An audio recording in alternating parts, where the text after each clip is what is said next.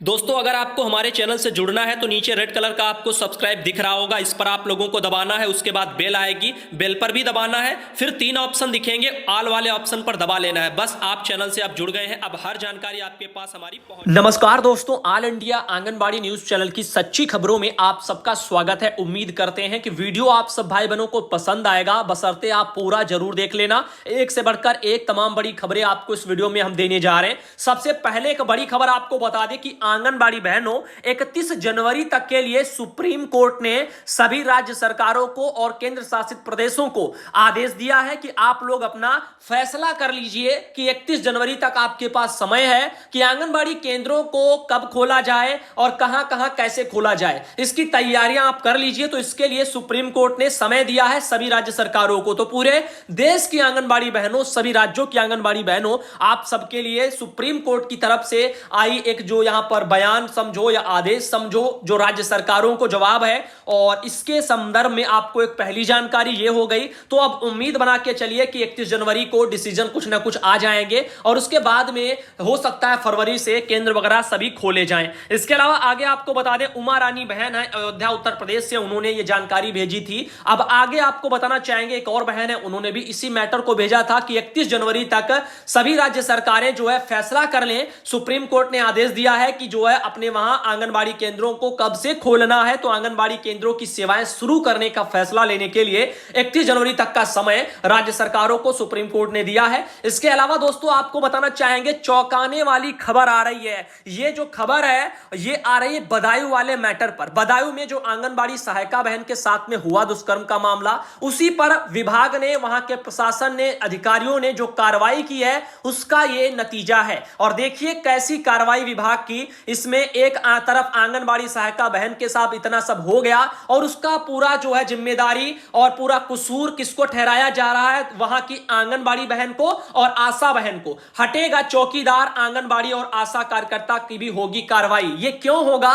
क्योंकि इन्होंने कोई दुष्कर्म नहीं किया है, वो तो करने वाले दूसरे थे, पुजारी थे। उनके ऊपर कार्रवाई, उनके लिए जो बहनें मांग कर रही हैं उन चीजों को सरकार प्रशासन कुछ भी नहीं कर पा रहा है। और जो अधिकारी थे वहां के, जिन्होंने मैटर को दबाया था, उनके ऊपर कार्रवाइयां होनी चाहिए थी, लेकिन वो भी नहीं हुआ। वहां के जो थानेदार थे उन्होंने मैटर को दबाया, उनके ऊपर कार्रवाइयां होनी चाहिए थी, पुलिस प्रशासन पर कार्रवाई होनी चाहिए थी, उन पर कार्रवाइयां ना करके गरीब आंगनबाड़ी सेविका और वहां की आशा जो मजबूरियों के तले पहले से दबी रहती हैं, उनके ऊपर कार्रवाई की जा रही है। और यहां पर विभाग ने बात क्या कही है कि अफसरों को सुरक्षा समिति में शामिल लोगों ने नहीं दी थी सूचना। ये तो दिखावा है अखबारों का, सूचना की बात आप कर रहे हैं। बदायूं की जो बहन के साथ में जो हुआ, उनके घर वाले, परिवार वाले, वो बार बार जो है वहां पर थाने में चक्कर काटते रह गए कि जो है हमारी एफआईआर दर्ज करिए, लेकिन किसी ने उस मंदिर के पुजारी के खिलाफ एफआईआर तक दर्ज नहीं की। जब यह मामला काफी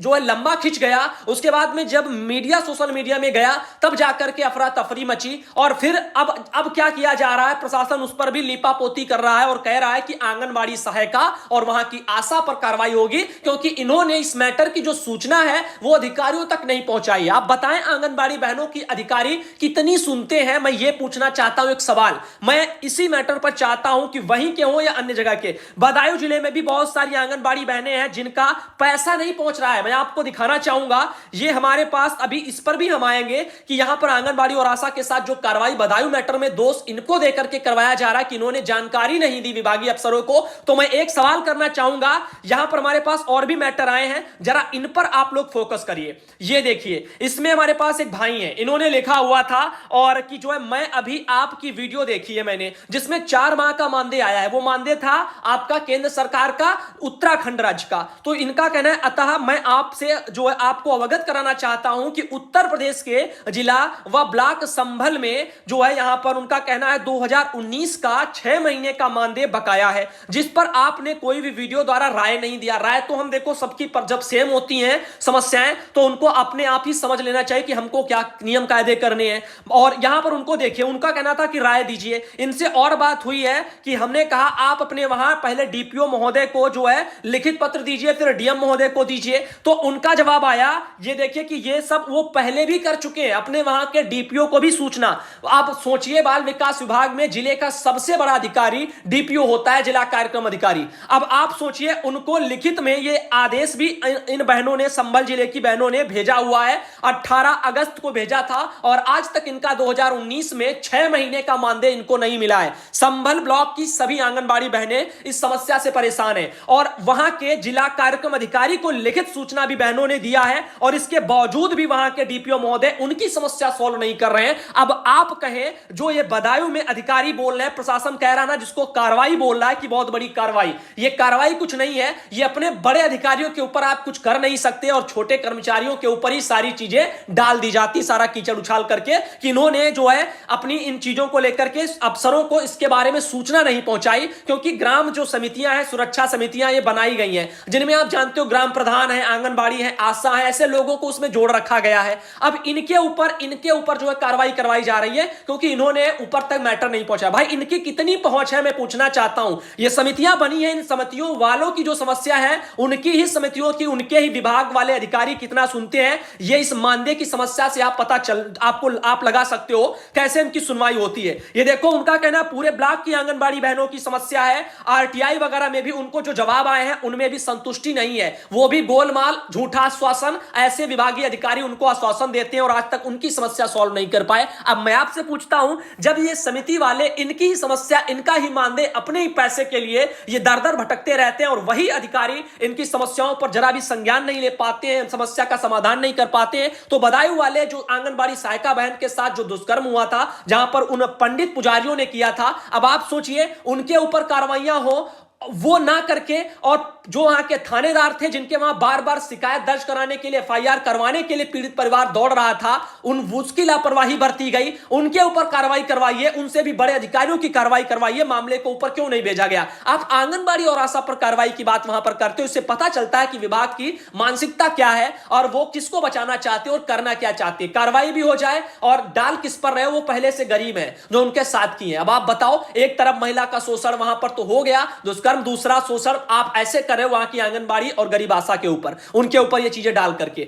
अब आप जानिए, क्योंकि आप जानते हो अगर इनकी ही इतनी सुनी जाती, जो निगरानी समितियां, जो बात सरकार करती है ना, निगरानी समिति में ड्यूटी है, जो महिला सुरक्षा के लिए मिशन शक्ति आप चला रहे हो, कितना मजबूत कर रहे हो आप। मैं सवाल करता हूं आपसे, क्योंकि आप जानते हो, आप कहते हो हम बहुत महिलाओं के लिए कर रहे हैं, रिटायरमेंट करते वक्त आपको जरा भी शर्म नहीं आती है कि आप खाली हाथ इनको घर भेज रहे हो। 45 वर्षों से आप लोगों ने इनसे काम करवाया है और आज बुढ़ापे के लिए आप इनके लिए कुछ नहीं छोड़ा। मतलब जिस तरह से आप देखो, शोषण इनके ऊपर ही है। और जब इनके साथ ही किसी बहन के साथ, चाहे वो आंगनबाड़ी हो चाहे वो सहायिका हो, अगर कुछ भी हो जाए तो उसमें भी आप ऐसे जो है दांव पेच लगाते हो कि किसको फांसना है, इन्हीं में से किसी को जो है फांस दो कि इन्होंने ही जो ऊपर वाले अधिकारियों को सूचना नहीं दिया, इनकी नौकरी ले लीजिए। और अधिकारी बचे रहेंगे कि हमको सूचना ही नहीं मिली थी, ये हो जाएगा। जबकि सूचना सब मिली थी, सब कुछ गया, पीड़ित परिवार थानेदार के पास भी गया, वहां पर जो है थाने में एफआईआर लिखाने, लेकिन उनकी एफआईआर तक लिखी नहीं गई। तमाम ऐसे वीडियो सब कुछ है, लेकिन वही कहते हैं ना, करता धरता सब वही है, जो चाहते हैं, जैसे चाहते हैं वैसे करते हैं।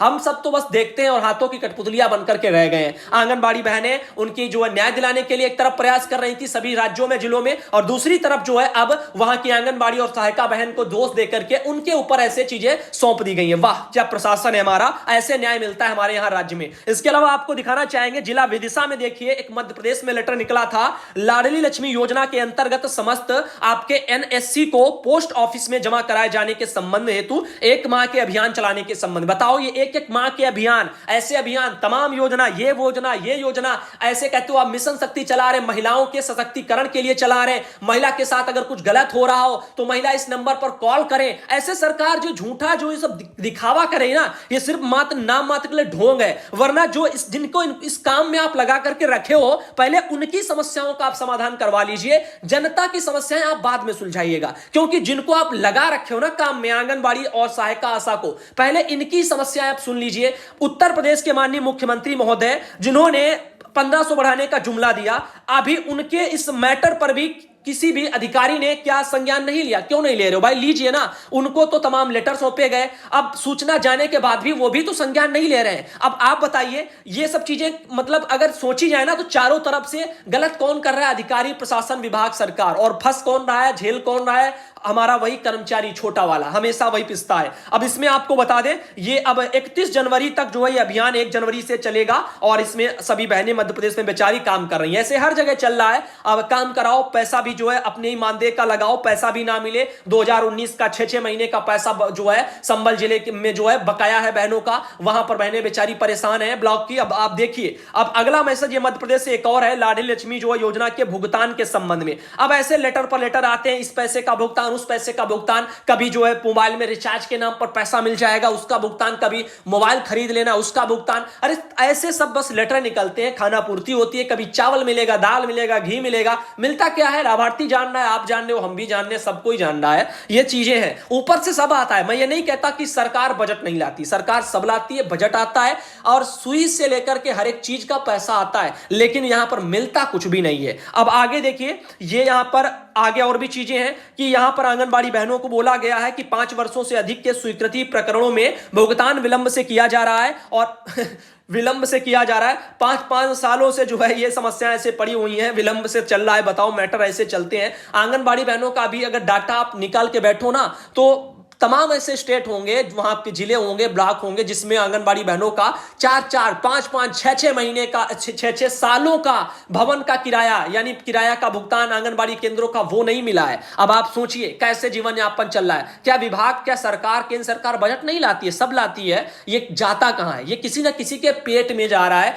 हकीकत ये है। और जब भी किसी के साथ कुछ गलत हो, कार्रवाई की बात हो, तो बड़ा अधिकारी चुपचाप आराम से निकलता है। जो भी मैटर होता है बस पॉइंट ढूंढते हैं कि किसके ऊपर इस कीचड़ को डाल दिया जाए, सबसे नीचे वालों पर ही डाल दो, उन्हीं पर जो है डाल दिया गया। अब जो भी हो गांव में, अगर कोई मैटर हो, बड़ा हो, तो वहां पर अगर कोई सूचना विभागीय अधिकारी को भले भेजी जाए, वो संज्ञान ना ले, जैसे बदायूं में हुआ, थानेदारों को सब कुछ बताया गया, पुलिस प्रशासन को मैटर जा रहा है, एफआईआर के लिए बोल रहे हैं, जब वो दर्ज नहीं कर रहे हैं तो आंगनबाड़ी कौन खेत की मूली और वो क्या कर लेंगी बेचारी? उनकी खुद ही समस्याएं, उनके विभाग के अधिकारी, अन्य अधिकारी कोई नहीं सुनना, मानदेय के लिए भटक रही है, हमारा मानदेय नहीं आ रहा, इतने इतने महीनों का, इतने इतने सालों का बकाया है, नहीं मिल रहा। अरे उनकी समस्याओं का समाधान कर नहीं रहा अधिकारी, और ऐसे जो है यहां दुष्कर्म वाले मामलों में आंगनबाड़ी जाएंगी तो जिनके साथ हुआ है उनके साथ गलत हुआ है, जिनके साथ नहीं हुआ है उनके साथ कैसा बर्ताव जो है वहां के जो दादा बोले जाते हैं ना जो क्षेत्र के, वो लोग क्या बर्ताव करेंगे? आप अपने आप अनुमान लगा सकते हो कि हम कितनी गहराई की बात कह रहे हैं और बताना चाहते हैं आपको। उत्तर और ये मध्य प्रदेश के विदिशा में भी एक ये खबर छपा था, ये देखिए, यहां पर पटवारी, पंचायत सचिव, रोजगार सहायक, आंगनबाड़ी कार्यकर्ता, आशा कार्यकर्ता,